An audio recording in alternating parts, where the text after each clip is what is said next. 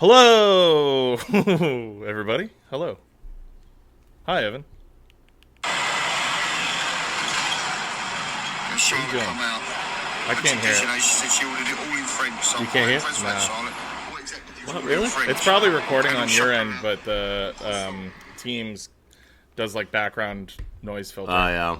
Damn. Oh, if you send me something, I can watch it. But I had the DAW open, and I was like, "What the? Why isn't he fucking responding?" And so finally, I switched over to Teams, and you were just standing there holding your phone. Oh, well, it's Big John the Bosch father. He's in Paris right now. It's him wearing a beret. Oh, yeah, Grande Jean. Yeah, Le Grande Jean. Yeah. And he's eating some croissants, and he just, like, at the end, he just goes, Le Bosch. Yeah. Yeah. Hell yeah. Well, sad I missed it, but that's okay. Yeah. Life's full of little disappointments. Yeah, maybe you can add it in post, you know what I mean? That's okay. I think probably this week we're gonna minimize the adding of things in post. Yeah. All right. Well, I'm gonna give you my. I'm gonna give you and the listeners my live on-air reaction of Flavor Town spiced mango sorbet Waterloo. Okay. Okay. I'm gonna call it in advance, folks. His review's gonna be tempered by my enjoyment of this flavor. Why you gotta say that? Because it's probably true. It might not be. He might think it's great.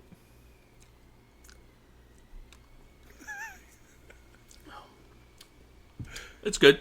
Yeah, I knew it. It has nothing to do with you fucking cocksucker. I don't believe you. I think it's fine. too deep. I think that your hatred of me is too embedded. I prefer the lemon ice one. one. Yeah, not surprised. That one tastes like fucking Pledge, dude. Nah, man, that one's good. Yeah, if you like to drink Pledge, yeah.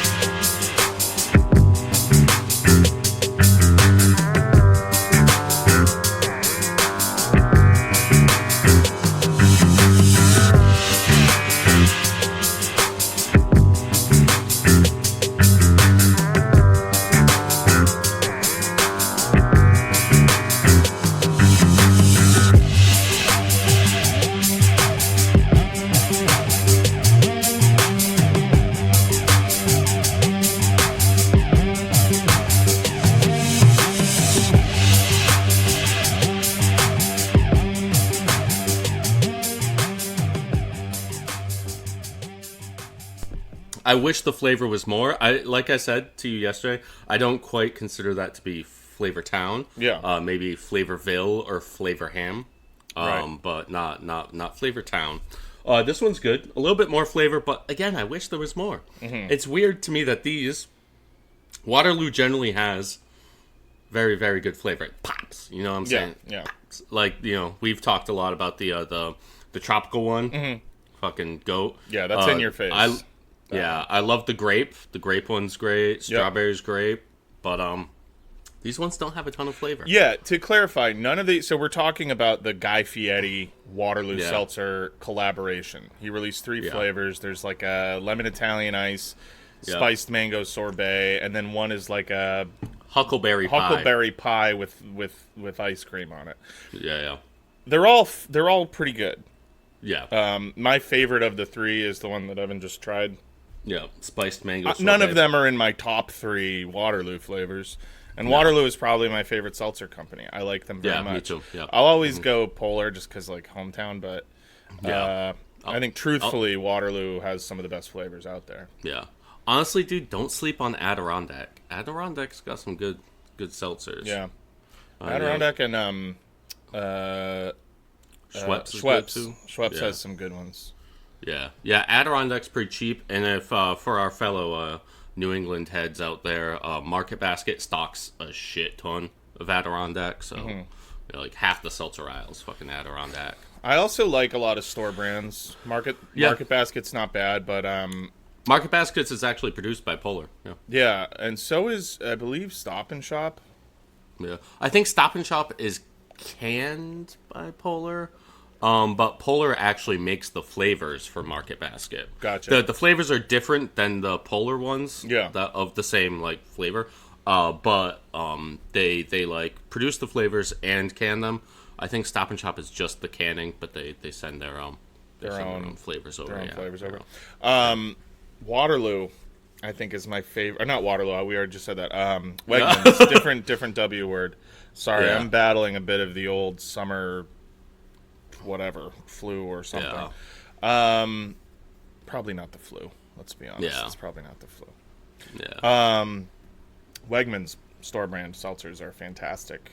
Yeah. You know what is really not good? Is TJ's, Trader Joe's. Trader Joe's seltzers. It's a no from me, dog.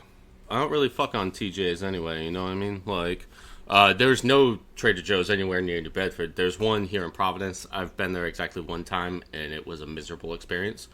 I think I've only been to a Trader Joe's 2 times in my life, maybe 3.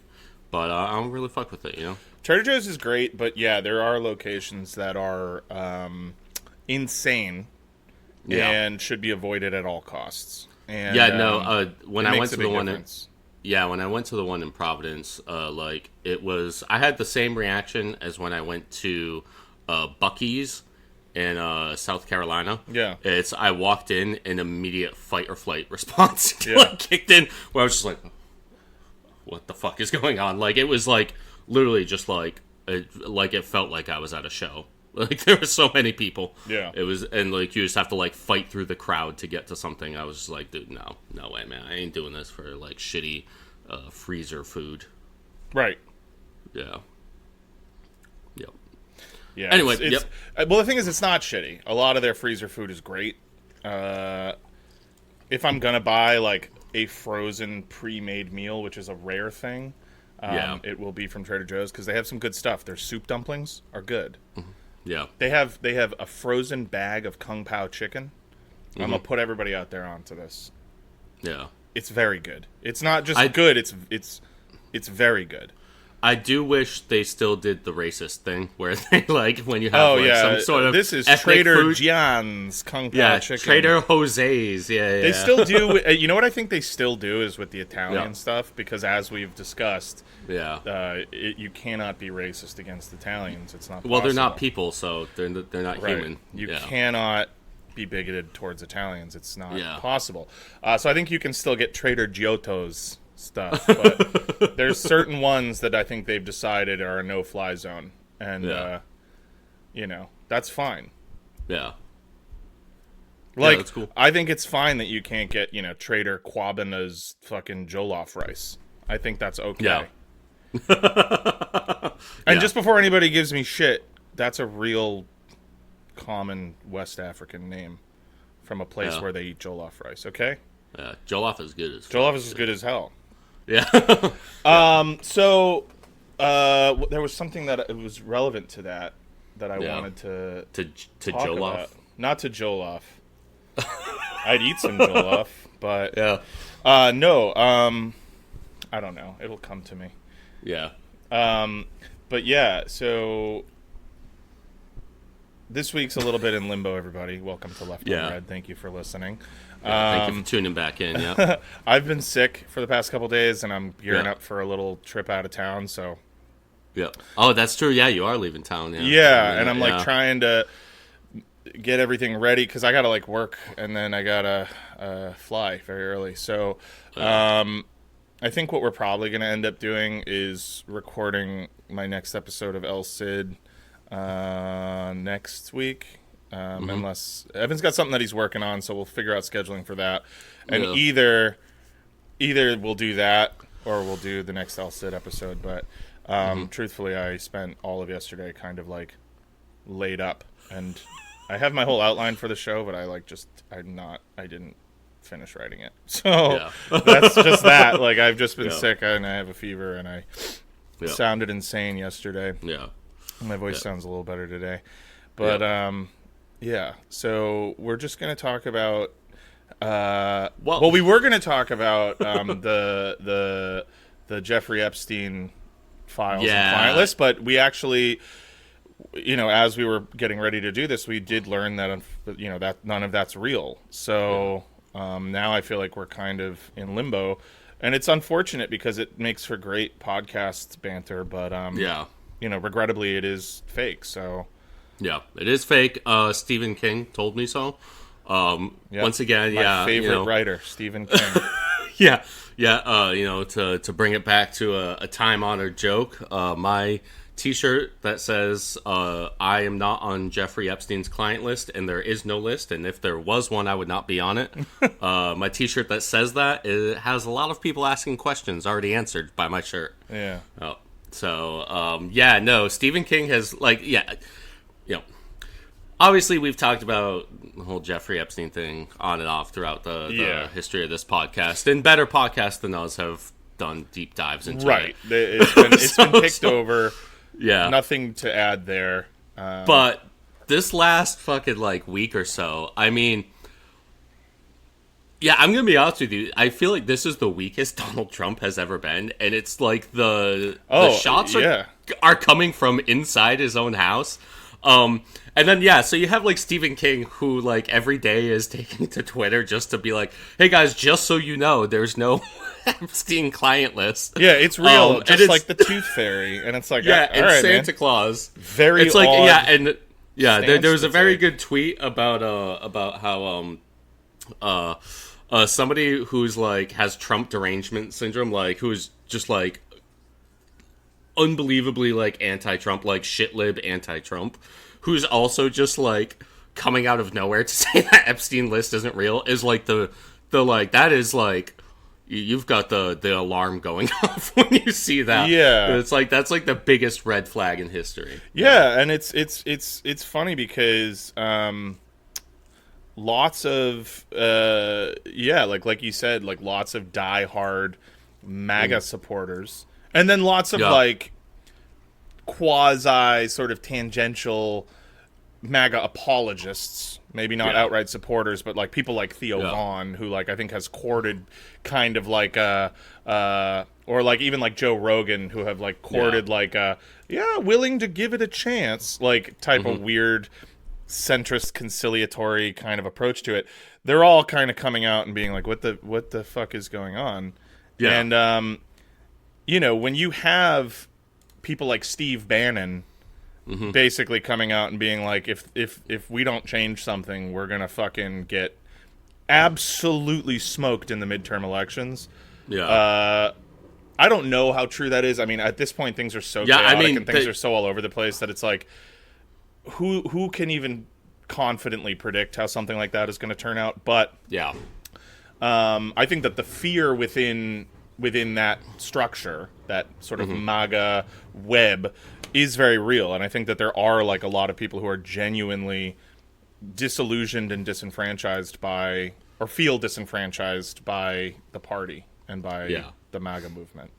Yeah. Well, the thing is, the Republicans have the blessing of their opponents being the Democrats, so I don't know how much fear is warranted there. But so the thing is, obviously, Trump has a long, storied, and profiled in major media outlets, or had one friendship with Jeffrey Epstein. They were best buds for over a decade, you know what I mean? Yeah. There is a well-documented history of the two of them hanging out and Trump making comments about Jeffrey Epstein's predilections to certain age group cohorts of ladies. So there's a long and storied history of the two of them being friends together. Right. And I'd say the only person who has a more documented friend, or the only person with a similarly documented friendship to Jeffrey Epstein, a similarly documented friendship to Jeffrey Epstein as Donald Trump would be Bill Clinton. You know what I mean? This is it's more than obvious that Jeffrey Epstein, I think at this point, was a sexual blackmail op. He was a pedophile. He was the world's most prolific pedophile. Right. but he like right, exactly. It's not to say that like he wasn't faking it, or it wasn't like an off. Oh, he was in it for love of the game. Yeah. He's like what's an analog? It's like some sort of weird. It's like Charles Manson being courted by the CIA. You know? Yeah. It's like, no, that guy's actually cooked, but like, what if you can use him? What if we could get him? You know? What if we could get that guy on board. Yeah, exactly. And so like. Yeah, 100%. Or, for another one, Whitey Bulger. Sure. The other one. Yeah. Right. Yeah. Was actually about that life, but it's like... Yeah, but also did get MK Ultra in prison, and then was, like, turned into the government's personal mob boss in Boston. Exactly. Yeah, for sure. And, like, that's the same thing with Jeffrey Epstein. 100% a pedophile. Also, the government's very own pedophile, and like was most likely. I would say there's that he's at the very least a double agent for the Mossad and CIA, but like I think it's like also like pretty possible that he was also like a triple agent for like MI6, right? Like sure, yeah. Like Robert Maxwell, Ghislaine Maxwell's father, he was a triple agent. And then dude, imagine being a triple agent. It just sounds so good. It just sounds so cool. And, like, not just a triple agent, but, like, a triple agent for the Americans, the Israelis, and the British. Yeah. Like, there's just, like, God, there's nothing more depraved than that. But, like, you've just got no redeeming qualities at that point. But, yeah, so, like, Jeffrey Epstein, obviously, I think at the very least was double agent, possibly triple agent, but he was a sexual blackmail operation. Like, what was it? Alex DaCosta, former, I can't remember, he was, like, the assistant district attorney for the United States for Trump 1, the first Trump administration for a bit, and he is on record, I believe, I probably should have looked this up before the episode. I think he said it to the New York Times. I can't really remember, so don't quote me on that. But he had said, with regards to Jeffrey Epstein's first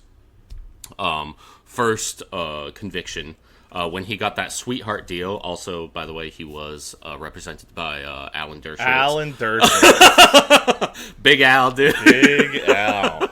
Who, also, just as an aside, friend of the pod, Patrick, he has Alan Dershowitz's phone number, and he texts him, like, occasionally, and Alan Dershowitz is always just like, who is this? Like, Alan always answers him, so he sends us the texts between him and Alan Dershowitz. But, regardless, that first prosecution, he gets convicted, he gets the biggest sweetheart deal on earth. He literally is allowed to, so he's in, like, his own private wing of the prison that he only has to be in at night when he goes to bed. During the day, he's allowed to leave, like, and, like, he can, like, he says that he has to go to work or whatever. Obviously, he's leaving to go back to, like, I think it was, like, his Palm Beach mansion to fuck children. But, so he's allowed to come and go as he please. I believe that was only, like, a 1-year sentence, maybe something around there. But, it's been a while since I read about it. But, he gets that sweetheart deal, and Alex DaCosta was the prosecutor for that. And he said that he was told to lay off Epstein because he, quote, belongs to intelligence. And he was told this by somebody above him. And at this time, he was, one of the most powerful people in the United States. Yep. So, he says this, he said this on record. So, that's already in, that's already in the public record. But then, like, right when he gets arrested the second time, like, they find cameras all over his, like, mansions and shit. They find, like, binders of CDs with, like, people's names on it and shit. Like, he was obviously running a sexual blackmail scandal. Everybody knows it. Yeah, like, the idea that for years and years and years these files and this client list has been, like, openly discussed as, like, an existing, I don't know if document or set of documents is the right term, but this data exists, right? It's been talked about as a leverage point, as a sort of like a political weapon for years now. And so the idea that all of a sudden, and it may work for some people, because, like, I know people who are perfectly happy to just be like, oh yeah, he says it's not real, but it really highlights, like, the willingness of some of or many of Trump's supporters to literally just like deny logic and reality at any conceivable turn. Yeah. And yeah, so like, you know, and so Trump has like, I mean, obviously, like, you know, you go back to all the QAnon shit and whatever, like, Trump has always had this like sort of image as like the pedophile hunter, you know what I mean? Which is hysterical because he's like a well-documented pedophile himself. Right. But, well, like, I mean, so like, would you don't send an angel to catch the devil, dude. Yeah. Yeah. Sometimes you gotta send another devil to catch the devil. I guess it's something in my brain. I need whiskey to ease the pain. But it's early in the morning, and I'm feeling bad again. But if you ever love me, you'll go easy on me now. Fix me up a cup of coffee, and in a while I'll come around. I think I'll spend the dog food money, but it'll love me just the same. And if you really love me, baby, help me scrape the mucus off my brain.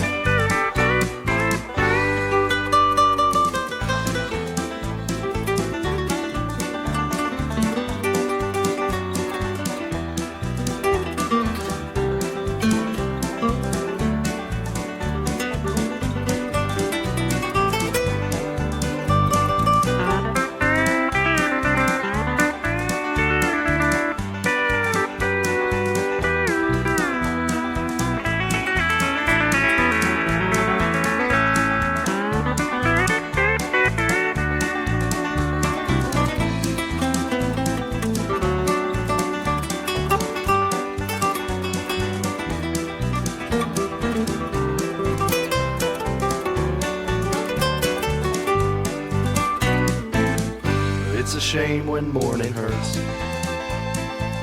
Well, I've seen bad and I've seen worse. It's the nature of my being. I took some money from your purse. Yeah. The only way to be a bad pedophile is with a good pedophile. Yeah, dude. But so like you know, this is well documented. And so there's always been that weird like sort of cognitive dissonance in like Trump world, you know what I mean? And like Trump has like been coy about the whole Jeffrey Epstein's thing for like his whole presidency, but like even like as recently as when he was running like last year, you know, he said that he would release the Epstein files, whatever, but then he also like hedges what he's talking about like a little bit with by saying like, well, you know, yeah, I would release them, but but I mean, like, who like really like is still thinking about that? Like, what? There's a quote. So like, we're going to get into this Wall Street Journal piece about the letters. Sure. Yeah. So we're gonna get into that, but yeah. So let me find this quote right here. 1 second. Well, while you're looking for that, I think that, you know, just to kind of piggyback on what we're already talking about, like, I think it's interesting to see, because so much of this, like, MAGA movement has relied on social media, and it's in a way that we've never seen before, like, the ability of, you know, online influencers who are essentially... I mean, they exist in every sphere at this point, like whether you're talking about music or food or whatever, right? There are people who, despite what can often appear to be like a total lack of educational or professional credentials, rise to this level of sort of national visibility for their opinions or for their sometimes like genuine skill in a certain field. But this campaign has not only relied on those people more than any that I think I've ever seen, but they've, especially in Trump 2, in this existing term, they've been rewarded, right? You see people getting put in, like, what's our boy who just got made ambassador to Malaysia? I always forget his name. Nick Adams, right? maybe? Like people like Nick Adams, who like for the longest time, like Evan and I were genuinely unsure whether Nick Adams was like a real person. Like, I mean, I still think he's doing a bit. Like, I think he's like legitimately like conservative, but I also think he's doing a bit. I still think he's doing a bit. Like, I have been a fan and follower of his for many years at this point, and like you can just like, yeah, he's definitely doing a bit. I think he's just like taking the bit to like the top where he can go. You know what I mean? Yeah. But like, you know, you get people like Laura Loomer, who like at this point is like a nationally recognized like unofficial member of Trump's cabinet, right? Like, also definitely sucked him off, yeah, which is, I mean, I've admitted on air I'd do it for the fucking story. Like, I'm not, 100%. Yeah, like, I'm not. I mean, she looks like a ghoul, but like, fuck yeah, I would not the grossest ghoul, dude. Like, yeah, I would 100% with a badge of honor say, yeah. Fuck Laura Loomer. Yeah, it'd be sick. I would do it with no regrets. But I mean, get tested before and after. I guess, who cares? But after, drink heavily before the act. Yeah, imagine I would have to like relapse. I'd have to. No, I was gonna say I just would have to remember every minute of it. Yeah. But yeah, like anyway, so like you've got even like Laura Loomer now. You know, people like that are coming out and basically saying. I mean, she hasn't gone so far as to like cut ties with Trump, right? Like that's her only lifeline here. Is this like professed personal connection with him? But you know, everybody's going after Pam Bondi. Bondi? Is it Bondi? Pam Bondi, yeah. And you know, so Laura Loomer is like, oh, it's her. Like she's, you know, so people that are unwilling to,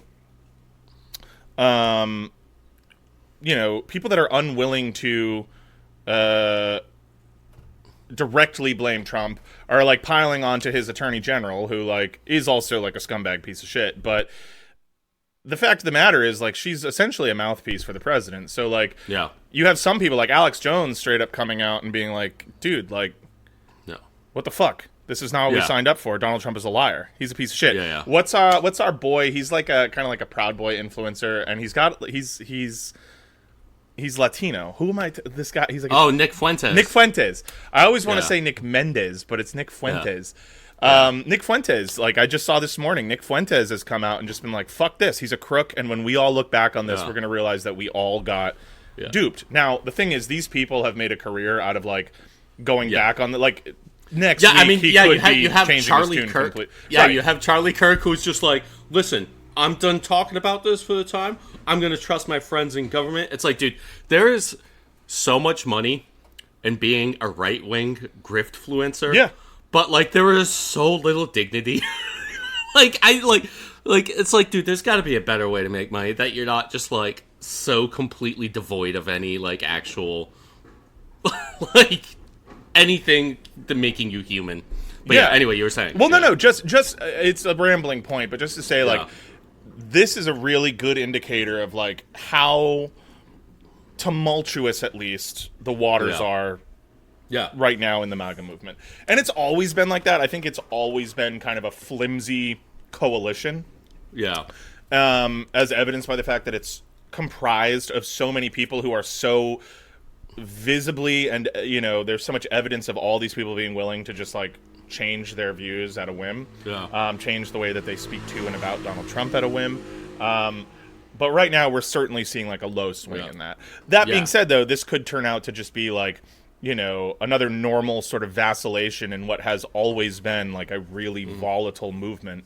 I mean, it's a coalition comprised of one single ideology, and that's despising people. Yeah, it's right. And wanting to make people suffer. Yeah. Like, that's it. You just want people to have bad days. Yeah. Bad lives.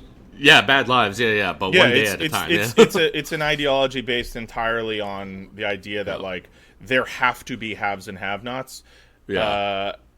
And we as a group want to ensure not only that we are the haves, but we want to ensure that there are have-nots. Because otherwise the whole thing falls apart and people will realize, like, oh my God, what do you mean? Like, other people don't need to suffer for my life to be decent? Yeah. Right? Like, as soon as people catch on to the fact that, like, what if we just all had decent lives? Then, you know, the wheels come off. But it's zero sum. I think that when people... I've been asked by so many people lately, not asked like I'm some sort of expert, but just like in conversation, like, do you think that You think this is going to be what finally gets him? And it's like, what the fuck are you talking about? Have you been around? Like, nothing's going to get him. Yeah. I mean, there's things that could get him. But, like, nobody's doing that. So, like, no. Like, he's not going to jail. He's not going to lose the support of the vast majority of the people that support him. Because it's team sports. The people that like him regardless of what he says and does. Yeah. It's not about policy. It's not about whether he's a good person. Ideology, No, it is ideology. I mean, these people are ideologues. They are so committed it's multiple, to it. You know what I mean? Like people were like touting him as the peace candidate back in November. You know what I mean? Like Trump ran as a peace candidate. A lot of his supporters were saying, "No, he's not going to start any wars."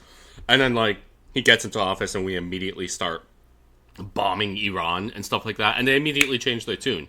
You know what I mean? Like the ideology is just like, you know, personality cult. But yeah, I mean, also a quick correction on my end. I called the guy who prosecuted Epstein the first time Alex DaCosta. It's Alex Acosta, not DaCosta. But I digress.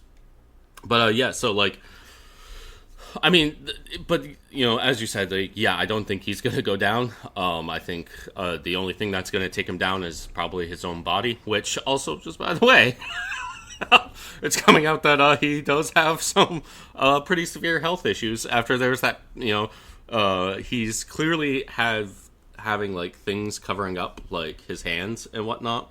Like some kind of like foundation or whatever, because he's having like some sort of I forget what it was like announced last night. Is some kind of like I forget what it's called, but it has to do with like his blood flow circulation. Also, like there's pictures coming out of his like immensely swollen like lower legs and ankles, basically like spilling over his shoes and socks. And so, yeah, they announced that he had some kind of diagnosed disease last night, but that it's, you know, considered to be perfectly non-life threatening. But between that and like, yeah, the Jeffrey Epstein thing, I do think this is probably the weakest we've ever seen him. But you know, I do want to get into this article. So this is in the Wall Street Journal. It came out yesterday. It's by Khadija Safdar and Joe Palazzolo. But it's about a letter. And so, like, this is the thing. Like, this has clearly been known about for a while. Yeah. And, like, somebody gave the go-ahead to allow this to be published now, I think. And this is, like, part of the reason, like, I don't really think that it's any coincidence that all of this stuff starts coming out after the big, beautiful bill passed. You know what I mean? Like, the bill that's, like, you know, we talked about this last week. That's, like, really just ripping the copper out of the walls here in this country at this point. It's just, you know, throwing disabled people, the elderly, whatnot, to the wolves in order for like one more huge tax break for like the mega wealthy. But so in this article it talks about a letter that was sent to old Jeffrey Epstein, your neighborhood pedophile, for his 50th birthday. And also, yeah, so the quote that I wanted to say earlier was that, you know, Trump has always been coy about, you know, Epstein. And so in this article, it says, in June 2024, Trump was asked in a Fox News interview whether he would release the Epstein case files. The Republican presidential candidate initially responded, yeah, I would. But he also expressed some reservations. You don't want to affect people's lives if it's phony stuff in there. Because it's a lot of phony stuff with that whole world. But I think I would. And so that's why I'm talking about, like, you know, there's this cognitive dissonance. Like, Trump says this because he knows that his ass is fucking implicated to the gills by Epstein. He always has been. It is probably his biggest weak point. But he's, like, built up this whole base of people that believe that the only people that are implicated by Epstein are Democrats. And there's a reason that Democrats are not the ones that are, like, throwing fire on this issue. Yeah. They've been, like, that's why I'm saying earlier about this being a call coming from inside the House, is because the Democrats, I mean, they are still the Clintons' party. And Bill Clinton, as I said earlier, is probably the only person as implicated by Epstein as Donald Trump. And the Democrats still want to trot out Bill Clinton for some reason to give endorsements to candidates like Andrew Cuomo, who are just going to lose, in order to stop like Zoran Mamdani. Like, they still think that Bill Clinton's endorsement has any meaning for anybody, but it doesn't, because, you know, they're such an insular party that they believe that everybody thinks the way that they think, which is that, you know, Bill Clinton, Hillary Clinton are amazing and everybody loves them, despite the fact that she got fucking washed in 2016. But I digress. But this is why the Democrats aren't the ones throwing fire on this. It's Trump's own base that's throwing fire on this, because he built up this base of people who are like rabid for Jeffrey Epstein. They believe, like, you know, there's all those fake lists that have been floating around for years about like any Democrat aligned celebrity or whatnot being on the Epstein files, no matter how young they would have been at the time that like Epstein was like doing in his high pedophilia era, you know what I mean? And so it's like this whole base of people that are like foaming at the mouth for this. Yeah. Except their leader is as implicated as anybody in this. And so now all of a sudden, like, you know, like all of the fury in this country to like release the Epstein files has like mainly been coming from right-wing people. They've been talking it up, and now all of a sudden you could tell that like the talking points went out like earlier this week, and like Trump is like now like the reason that like you can tell Trump feels weak about this is because he won't shut the fuck up about it.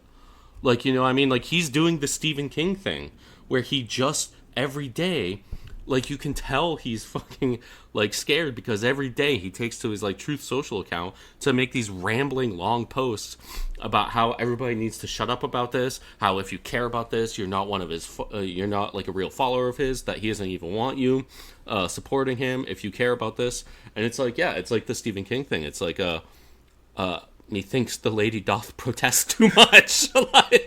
like, you know what I mean? Yeah, I mean, it's I don't know. It's just that particular. I mean, the Stephen King thing is such a weird. It's such a weird take. Yeah, it's like, who and the it's fuck out is of asking nowhere. you, bro? Yeah, and it's like, yeah, oh, all right, man. Yeah, it's like, okay. And again, like, there's I can conceive of explanations other than that, like, he's a pedophile himself, but it's just like, yeah. If that's not the case, then really, really shut the fuck up, man. Like, yeah, every day he's like coming out with like another tweet about it, and it's just like, bro, is this the only thing? Dude, it's like imagine like you get on Twitter and you're just like, you know what? Like, not that I've done it, but like I think 17's old enough, dude. Yeah. You know what I mean? Like, yeah. It's like that. No, listen, hey, me personally, not my type, not my type, but like. What is somebody else wanted What is to, the difference between 16 and 18? You know what I mean? Dude, it's just clipophilia and pedophilia are different, my man. You right? I mean? Like, sure, but come on, like, do you need to be the person who's leading the charge on that conversation? Yeah. It looks incredibly bad. Yeah. So it's like, you know, just leave that debate to the real gremlins and stay out of it. Yeah, just shut your fucking mouth. Stay out. And like, yeah, that's the thing. And then also the Stephen King with the same thing anybody says when they know they're getting owned, and that like they spoke when they said too much. They're like, wow, I'm really pissing some people off right now. Huh? Yeah. It's like, nah, man, that's not what's happening. Yeah. No, man. Yeah. No, you just fucking.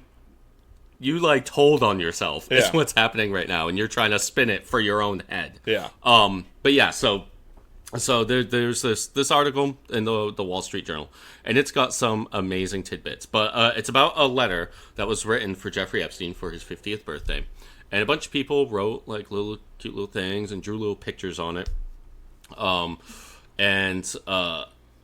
There's one of them is Donald Trump's, and it is fucking insane what he put on this.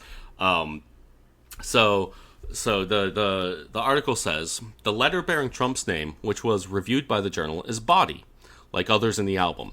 It contains several lines of typewritten text framed by the outline of a naked woman, which appears to be hand drawn with a heavy marker. I'm just picturing like yeah, oh yeah, him sitting there with his like tongue out, like like Michael Jordan.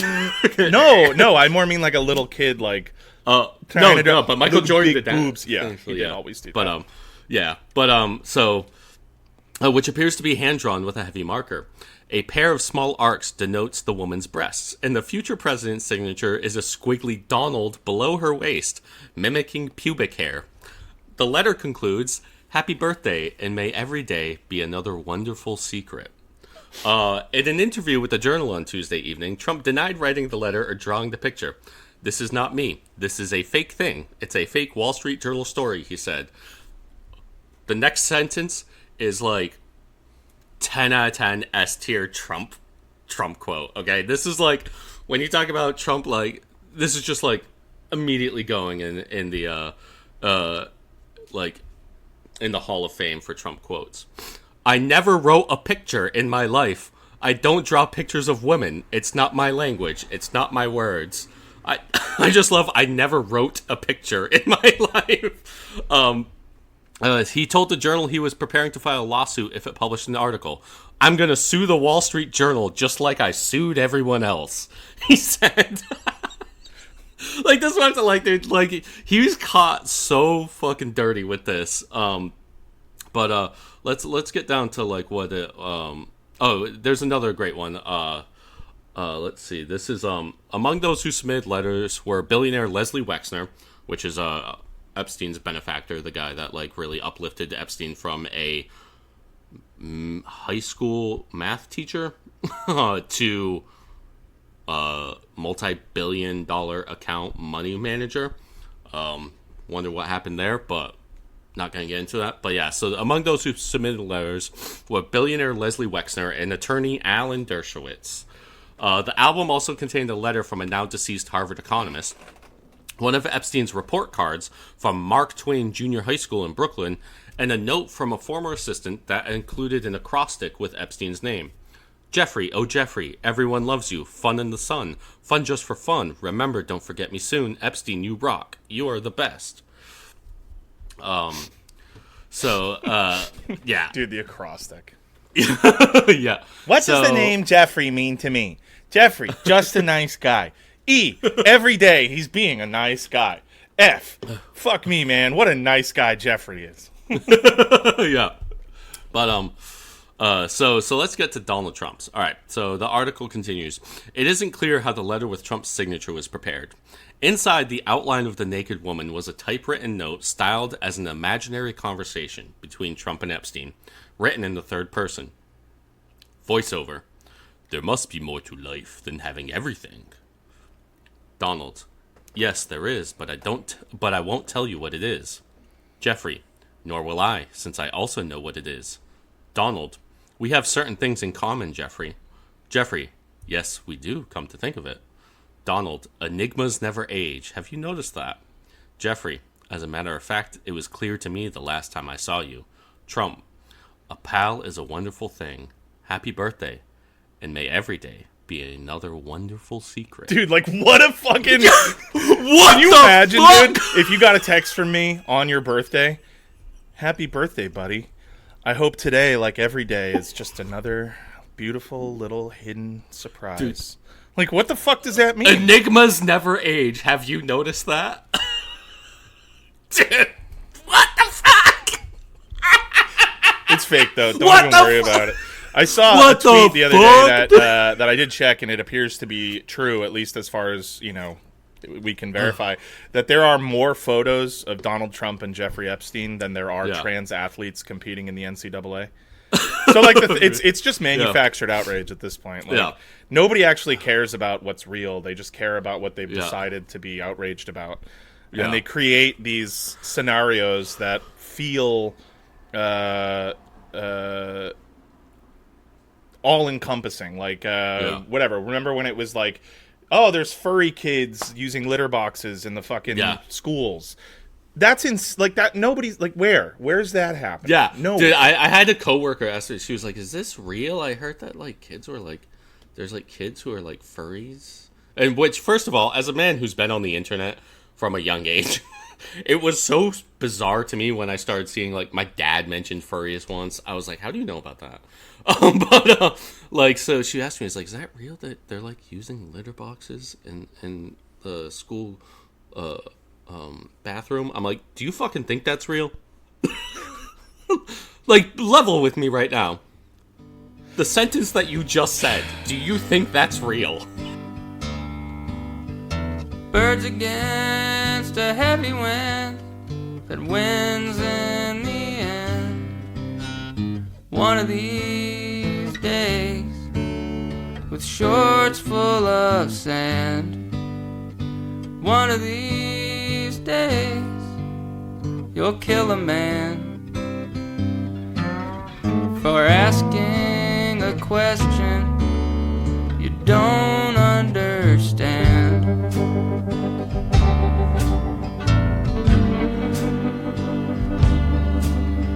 Some have passion, some have purpose. You have sneaking backstage to hound the girls in the circus.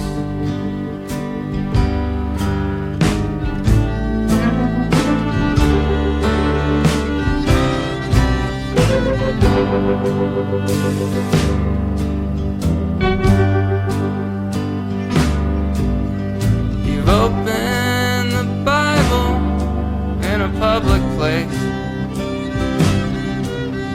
You've opened the Bible to the very first page. And one of these days, it will all end. Your tired approach to original sin.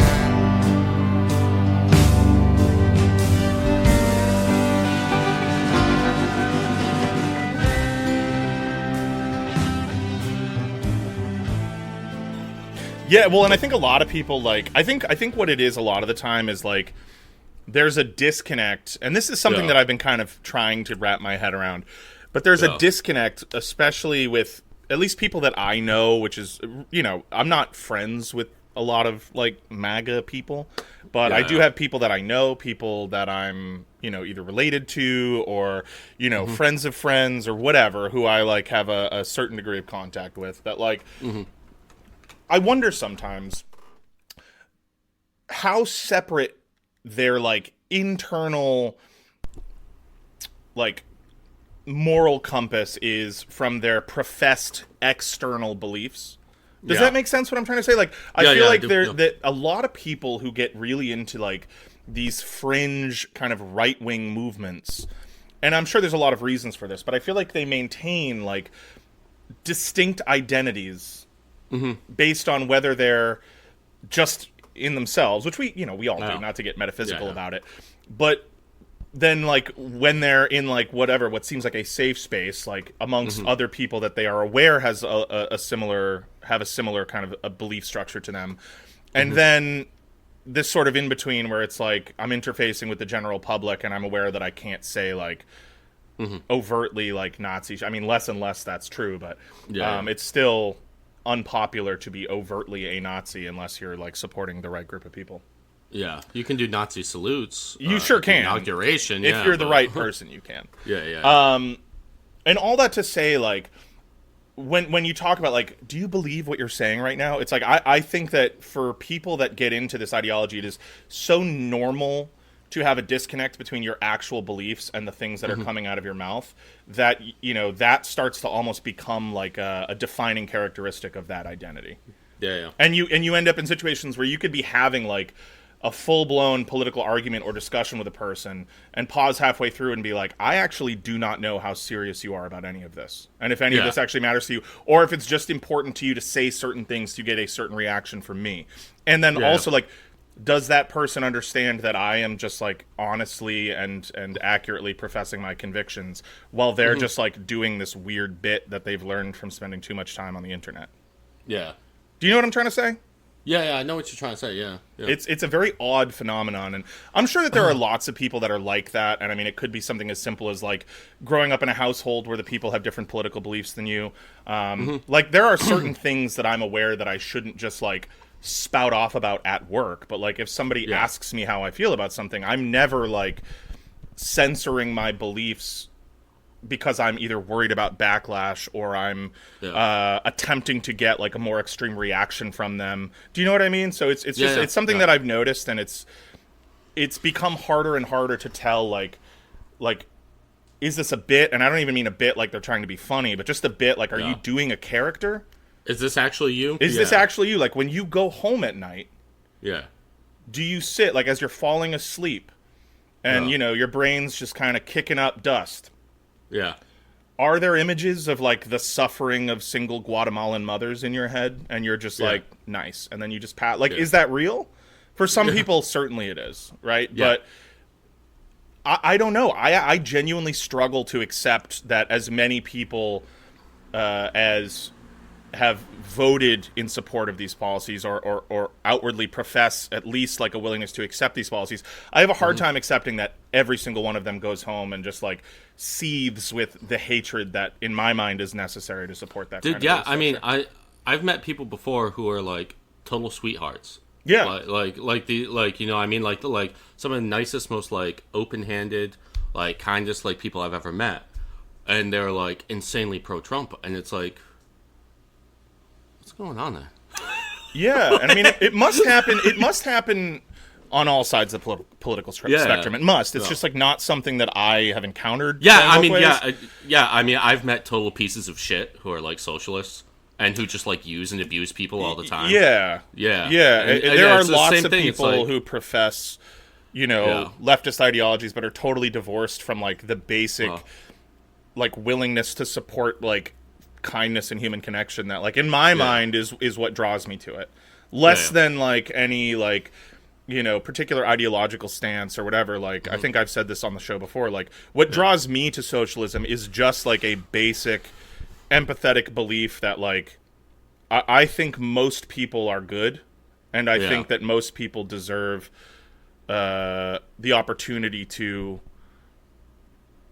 live free of like constant worry.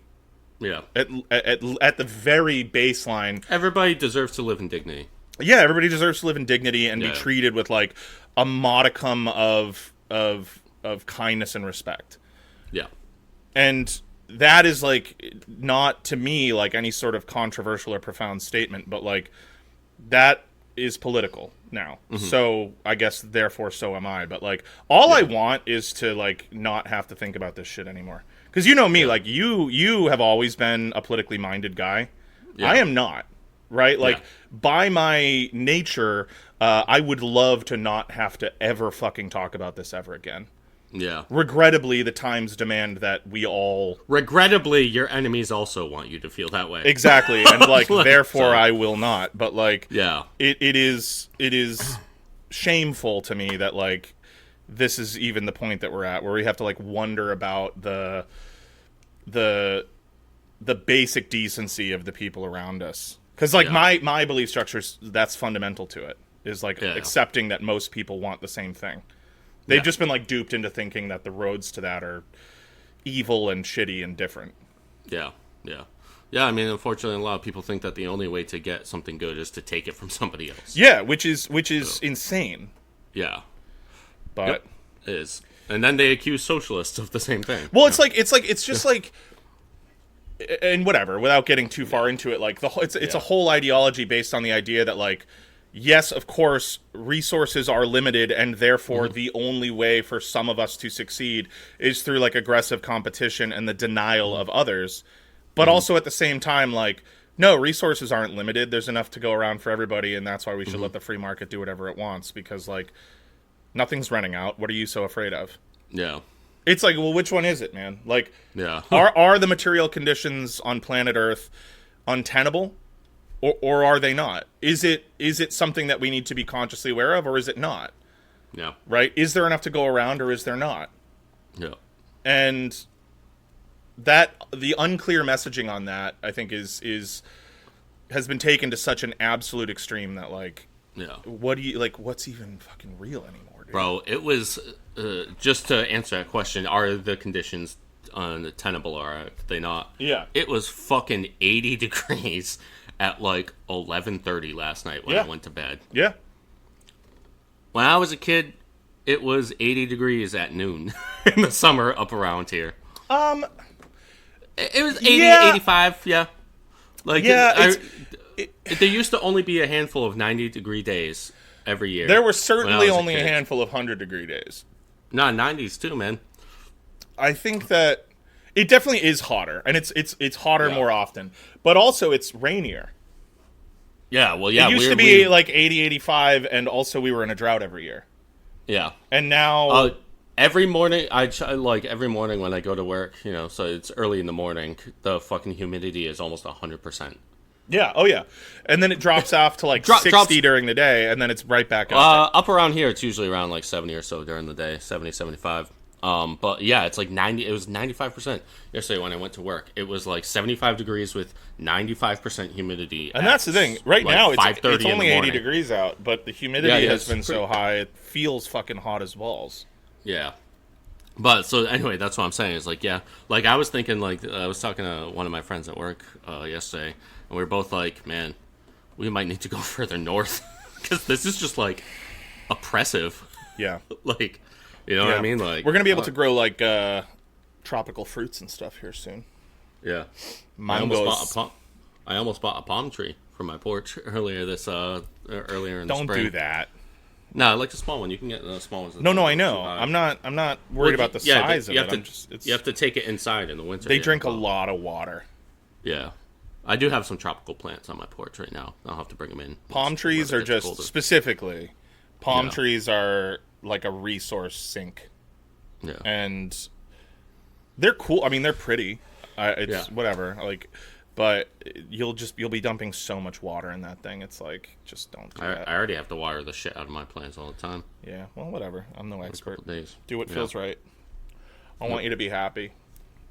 Yep. And if a palm tree would make you happy, then I would wish 1,000 palm trees on you. Well, it's too late in the season now. But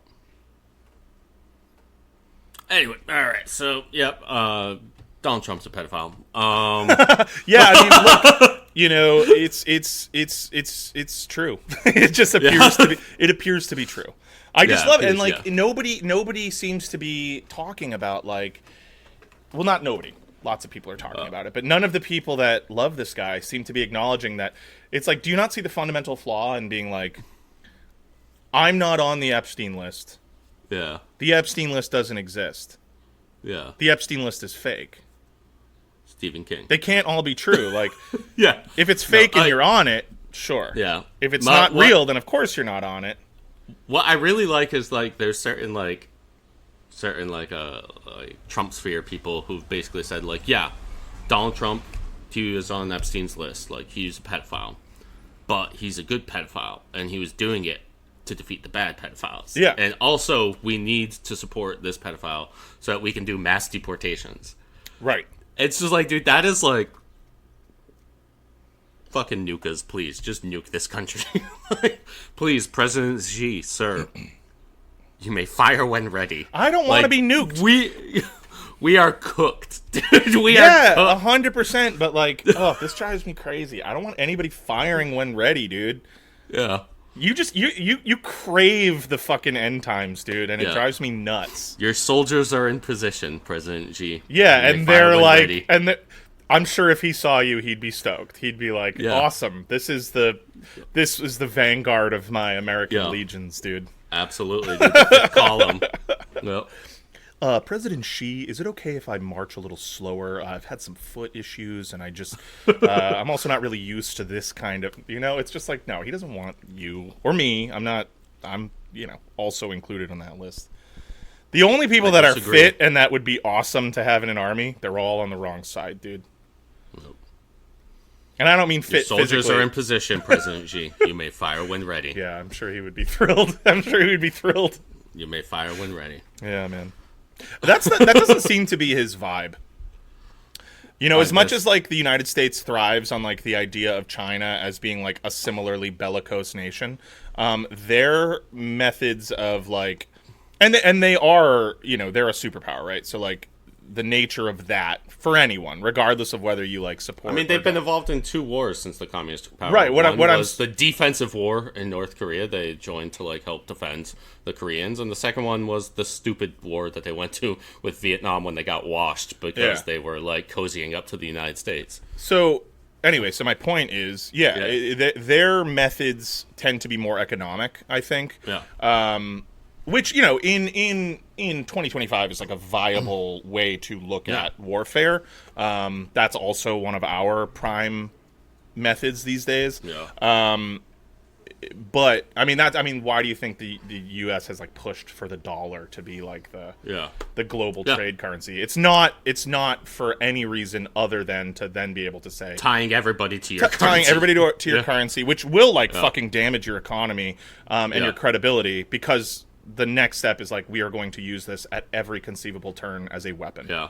And so like they just, China I think tends to rely on that much more. Like and I mean, you can rightly look at that as aggression on a certain level, but it's certainly not, you know, the direct you know, carry a big stick, you know, type of diplomacy that we do. We also engage in economic warfare and like just like legit fucking non-stop belligerence. And so I mean, the degree to which you denigrate a nation for those should be vastly different, I think.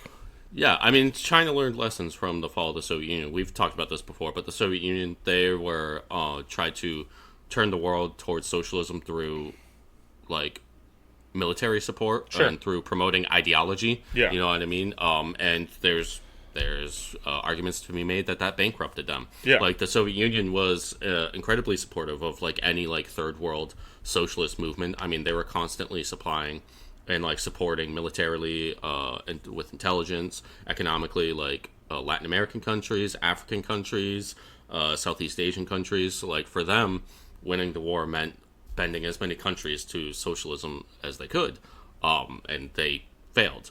And so China, you know, the lessons they learned there. Now I do wish that they would be more supportive, like militarily and whatnot, of socialist countries elsewhere. But I also understand why they don't. But they're attempting to do it through economics, to bend the world, to bind the world to them economically, right? And then hit the socialism button. Yeah.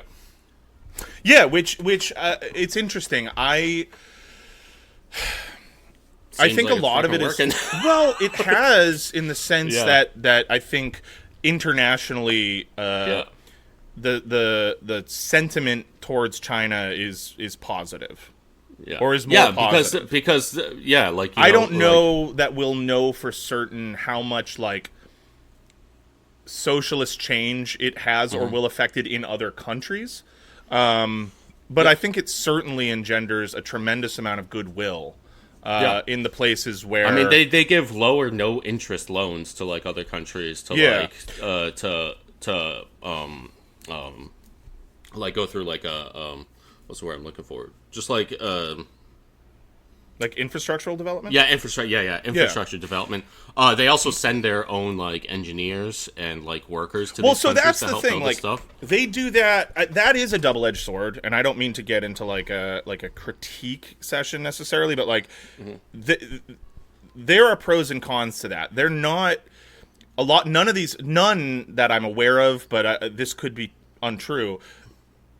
So I would say at the very least, many of the major projects that they've done, like in Africa is a good example, right? Like they've done a ton of investing in African industry and infrastructure. The labor force is almost exclusively Chinese. They're exporting their own labor, and they're not. They know how to build this stuff. Of course they do. But what I'm saying is, it's not the same as like just giving away tools to another country and saying like, here, let me make sure that your workforce is learning, that your workforce is participating and getting paid. I mean, how do you know that they're also not doing that? You know what I mean? Sure. How do you know that they are, I guess is my point. Like, so much, you know, unfortunately, we live in, like, the imperial core, and our access to information is... I mean, I'll just say, Evo Morales from Bolivia, has nothing to say but praise about, like, China, to a lesser extent, Russia as well. Russia still... I will give to. I mean, obviously they're a capitalist country. I will give it to them. They still retain a little bit of the like they support like third world countries and whatnot. I think it's different than the reason that the Soviets did it, obviously, but Russia still has like a much more cooperative attitude towards the global south. Yeah, the way that they manage to get things out of that is more palatable. Yeah, I think. Yeah, but like Evo Morales like has nothing but praise, and he says like go to like any country and talk to their leaders about when China comes and like helps you with things. It says the Chinese come here, they don't ask for much or at all, but they're like incredibly like willing to do whatever it takes to like help you build up, industrialize, build up your infrastructure. And the reason they're doing that obviously is to grow their sphere of influence, you know what I mean? But it's also, there is an end goal that isn't just resource extraction. Right. All right. Well, yeah, it's interesting. I wish that like our stream of information wasn't so, and this is true everywhere. I wish that, but certainly here, I wish that our stream of information wasn't so controlled and so political. Yeah, I would say a lot of Americans probably don't realize that the global attitude towards China is much more positive than it is to the United States. And that I think should be common knowledge, because it's especially in the last 20-25 years. Yeah, just is the case. And like, but like, even like, and we've talked about this a little bit on this show, like looking at people you may know in the United States, right? Like, lots of us know, Taiwanese people. Lots of us know Cuban people, right? Yeah. And you're talking to these people, or Venezuelan people, and you're talking to these people, and they're telling you, "Hey, I'm Venezuelan. Venezuelans don't like this. I'm Taiwanese. Taiwanese people don't like China." Like, it's like, okay, who were these people's grandparents? Why are they here? Why did they choose to come here rather than... White Cubans are like one of the most fascinoid diasporas on Earth. Yeah. Like, you know what I mean? And so it's like, not to call anyone out, because you don't know, but it's like, these are like the people who like it stayed there. Yeah, the people who like it stayed there. The people who came here are the ones that didn't like it. Oftentimes you're talking to, like, if you are living in the United States and talking to other people who are in the United States, you're talking to people who either themselves or are descended from people who were not fans of whatever regime or whatever country you're talking about, obviously, because they're not there. They came here. To them, the U.S. looked good. That looked like what they wanted and what they were used to. And you just have to, not even to like discredit those people or call them out. It's just like those kind of like deeper examinations of people's lived experiences. I think if more people were thinking about that even a little bit, we would have so many fewer like moments of like ideological gridlock in this country. I mean, dude, I used to have this friend who was Chinese. I worked with him. He came to the United States to go to college and then to get a job afterwards, and he worked here for like a year or two, and then he left to go back home to China. And like when we went out like drinking and whatnot on his last day, and he was just like, "Dude, this country fucking sucks. You have no idea how bad it is here." He was like, "I came here, I went to college here, it cost a fucking fortune, and I come out, and obviously like we grew up, we're millennials, we went to college during the economic crisis." He was like, "I went to college, I paid all this money to come to college here, and I get a job afterwards with my degree, a specialized degree, and I'm getting paid $35,000 a year." He's like, "I can't afford my fucking apartment. I can't afford groceries. I make almost no money." He's like, "This country fucking sucks. I'm going back to Beijing. It's way better there." Yeah. He was like, and this is like before like the real research, like the last like 10 years of like where China has like super built up. This is like when they were really starting to like build up. He was like, "It's not perfect there, but you know what? It's so much better than here." He's like, "I can get an apartment that I can pay for, and I'll get a job, and I'll be able to like buy my own house." And well, that's like, the buy my thing. own place. And he's like, "I can't do that here." He's like, "I will literally never be able to do that here, making this money with the college degree and all of the student debt I have." He was like, "This country fucking sucks." And that's the thing. It's like, I feel like we're so conditioned to overvalue the like quote unquote freedoms that we have, and our access to certain creature comforts, and so you see videos of like rural China, for example, right? Yeah. And you're like, okay, well, this seems kind of rough, but it's like, dude, there are parts of the rural United States that are exactly that. Fucking go to West Virginia. Yeah, dude, go to huge sections of the American Southeast. Go to Louisiana. Go to Mississippi. Go to upstate New York, dude. There are huge swaths of this country that are essentially identical material conditions. Yeah. And so then you look at like the urban landscape, which is an increasingly developed segment of China. Technologically, there's no longer any way to point to who is living in a more advanced society. Like it's impossible. And maybe now, but certainly in the next 10 years, it will swing towards them. Economically, like, I mean, I would say it's already technologically, like in terms of like civil life, technologically, China's already in the lead there. You know what I mean? Like they they are so far ahead in like the sciences. You know what I mean? Like we are so far behind them in terms of like the intelligentsia, and also just like where like technology has progressed towards for like civil life. You know what I mean? Like there's like increasingly like they're like automating jobs, but in China that just means that now people don't have to do these menial jobs and they're still taken care of. In the United States, automation just means that there's fewer jobs. Well, right, because we're focused on automation handling the jobs of creatives.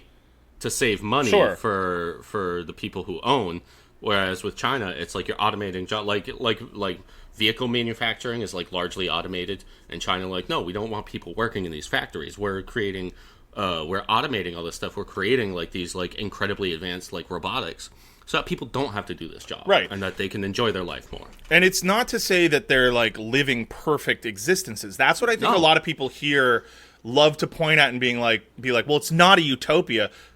Sure, point to one. There's never been one. Yeah. One may never exist, but like, there's actually essentially no homelessness in China. Yeah, they have like the majority of the population owns their own home, right, in China. And another thing that people love to point at is socialized medicine, right? Like people love to look at the UK, even, which is not a socialist country, but has certainly more. Right. Had the NHS. Right. But, okay, so France, whatever, Canada, has this socialized medicine component. Yeah. And they say, well, look, you have to wait in these long lines. Dude, you can still pay for healthcare. Yeah. You can still get private healthcare if you want and have the means. Yeah. That's true in China. You can still get private healthcare. Yeah. But the net is there. Yeah. The net is there to say, hey, man, a lot of you still can't do this. And if you are sick and would prefer an option versus no option, and increasingly in a country like China, the safety net option is viable. Yeah. Right? It's not just like a dog shit option versus no option. It's viable. Mm-hmm. Right? Yeah. And, you know, there's enough capitalism allowed there that, like, yes, if you are someone who within their framework has made it to be a little more comfortable, sure, and you feel like you want a specific hospital or you want whatever, a slightly nicer apartment, like, you can do that. But if you're a person who is at or below what we would consider the poverty line, you're still going to know that you have a house and you don't have to stress about it every day. You don't have to be like fielding texts from a landlord saying like, hey man, like rent's 5 days due, you know, like 5 days past due. You don't have any of that. It's like, so yeah, like maybe you can't go on Instagram, but also like, can we all agree that Instagram's fucking killing us? Yeah, that's the thing. Like, the algorithms for like social media apps are literally meant to drive you insane. Yeah, like we have access, sure, like, but you know, the classic example is like freedom for what? Like the choice between 35 different chocolate bars that are all fucking bad for you, and all owned by two companies. Right? Like it's an illusion. Yeah. And so yeah, like are there things about that society that would be culture shock or would be uncomfortable to transition into? Absolutely. But for the vast majority of people, it is an improvement. Mm-hmm. For the vast majority of people, it would be at least a lateral shift, if not better.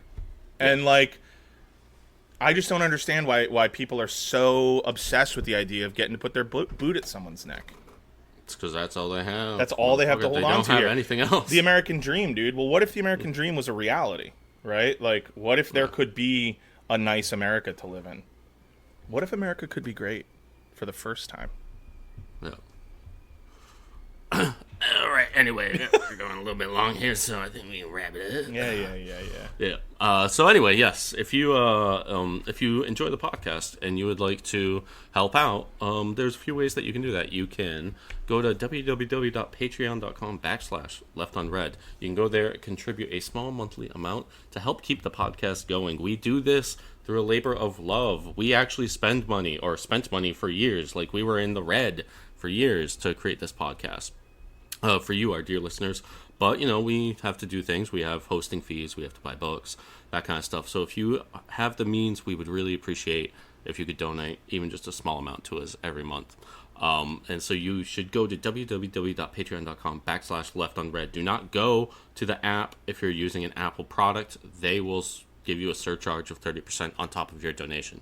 Don't do that. Just open your browser, www.patreon.com/leftunread. If you can't do that, that's fine. There's other ways that you can support us. You can help us spread by word of mouth. You can tell your family, tell your friends, tell your neighbors. You can tell your very good friend who is on the Epstein list about us. That's what I did. That's how Evan even knows about the show. Exactly, that's right. I'm on there. And you you can also you can rate and He's on there written in red ink in all caps in like a child's scrawled backwards hand. E. Yeah. So you can also rate and review us on your podcast app of choice. That helps us get boosted in the algorithm, helps us find new listeners. Without further ado, Lebash.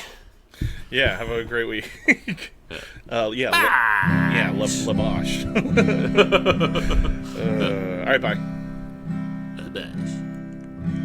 Glass full of whiskey out on my porch,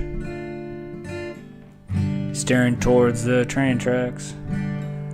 Got on my spurs, of course. Thinking about Pa and the man he wanted me to be. And all I can think is that's not me. See, I may look like a man, but truth is I'm still a boy. Haven't learned much learning, still play with my toys. Lord, oh Lord, I wanna change, but I feel like a kid on the range. I ride through this ghost town they call my life. Fell in love with an old saloon, fell out of love with my wife. It's like the devil's got me thinking I'm the sheriff of this land, when I'm just a lonely cowboy who will never be a cowman. Lord, oh Lord, I wanna change, but I feel like a kid on the range. That one was for you, Paul.